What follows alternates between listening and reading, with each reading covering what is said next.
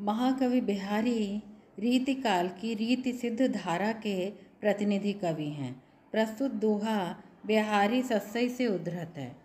आचार्य विश्वनाथ सिंह हिंदी साहित्य का बेजोड़ कवि मानते हैं। बिहारी की भाषा को दृष्टिगत रखते हुए आचार्य रामचंद्र शुक्ल का कथन महत्वपूर्ण है। बिहारी की भाषा चलती होने पर भी साहित्यिक है। बिहारी सस्सई की टीकाएं बहुत से विद्वानों ने लिखी हैं, किंतु जगन्नाथ दास रत्नाकर द्वारा लिखित टीका सर्वाधिक प्रचलित और श्रेष्ठ मानी जाती है। प्रस्तुत दोहे की व्याख्या इस प्रकार है। हों रीझी लखी रीझी हों, छबी छबीले लाल, सोन जूही सी होती तुती, मिलत मालती माल। यहाँ पर मैं कठिन शब्दों का प्रयोग व्याख्या के साथ साथ आपको स्पष्ट कर दूंगी। सखी नायक से कहती है, मैं हों रीझी, हों माने मैं, रीझी माने उसको देख करके मुग्ध हो गई हूँ। रीझी हों, छवि छबीले लाल, छवि माने उसके रूपाकार को, उसके सौंदर्य को, छबीले लाल माने हे सुंदर लाल, हे नायक, हे छबीले रसिया, मैं उस नायिका का को सुंदर रंग रूप को देख करके हों रीझई, मैं उसकी तरफ बहुत अधिक आकर्षित हो गई हूँ। सोन जूही सी होती दुती, मिलत मालती लाल माल। यहाँ पर बताया गया है कि नायिका का जो गौर वर्ण है वो स्वर्णिम आभा से युक्त है, यानी पीताव आभा वाला है, जिसका प्रभाव मालती पुष्प की माला पर पड़ा है। यह माला श्वेत रंग की है, जो कि नायिका के पीताभ वर्ण के प्रभाव से सोन जूही की माला प्रतीत हो रही है। तात्पर्य यह है कि नायिका चंपक वर्णी है, सोन जूही सी होत दूती, यानी उसकी कांति सोन जूही जैसी हो गई है। मिलत मालती माल, और मिला क्या है, उस मालती की माला को नायिका का पीताभ स्वर्णिम आभा वाले रंग की छाया मिली है, जिससे कि वो मिलजुल कर सोन जूही की माला प्रतीत हो रही है। तात्पर्य है कि नायिका चंपक वर्णी पद्मिनी है, उसके गले में मालती की माला है।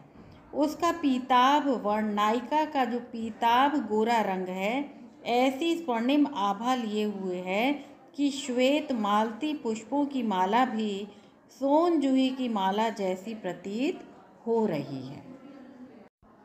यदि हम विशेष रूप में देखें तो कहा जाता है कि नारी नर मोहे नारी के रूपा, अर्थात एक नारी आसानी से किसी दूसरी नारी के सौंदर्य की प्रशंसा नहीं करती, पर यहाँ तो नारी दूसरी नारी के सौंदर्य की प्रशंसा कर रही है। इससे सिद्ध होता है कि नायिका अपूर्व सौंदर्यशालिनी है। उस दिव्य सौंदर्य को देखकर नायक की मन स्थिति का अनुमान सहज ही लगाया जा सकता है।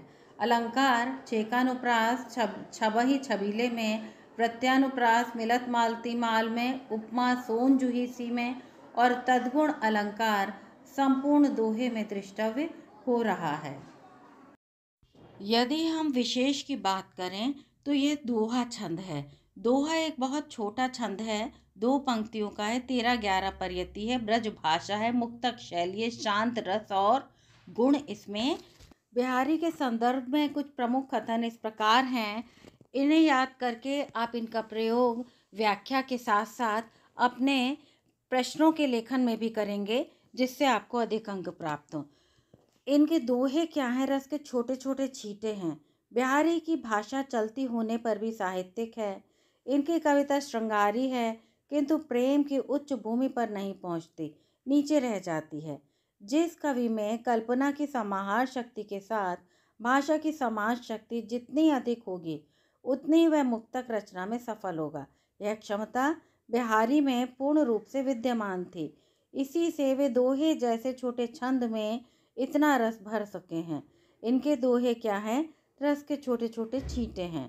कहा भी गया है, बिहारी ने गागर में सागर भरा है। यहाँ भी शुक्ल ने उनकी भाषा के विषय में एक कथन स्पष्ट किया है, और राधाचरण गोस्वामी का यह कथन बहुत प्रसिद्ध है। यदि सूर सूर तुलसी ससी, उडगन केशव दास हैं, तो बिहारी पीयूषवर्ती मेघ हैं।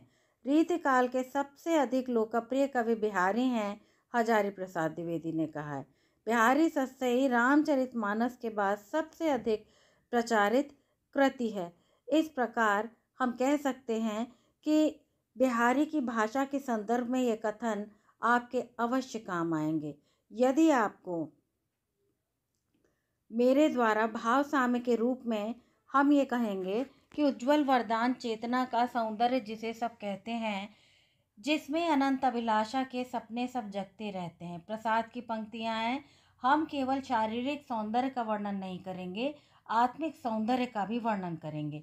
यहाँ पर जो आपको दिए गए हैं दोहे, इनमें से ज्योतिष ज्ञान का तो नहीं है, लेकिन इसके अतिरिक्त जो अन्य दोहे हैं उनमें इनके भाव साम्य आपके काम में अवश्य आएंगे। यदि आपको मेरे द्वारा पढ़ाया गया यह दोहा थोड़ा भी अच्छा लगा हो तो कृपया चैनल को सब्सक्राइब अवश्य करें। आपका बहुत बहुत आभार। धन्यवाद।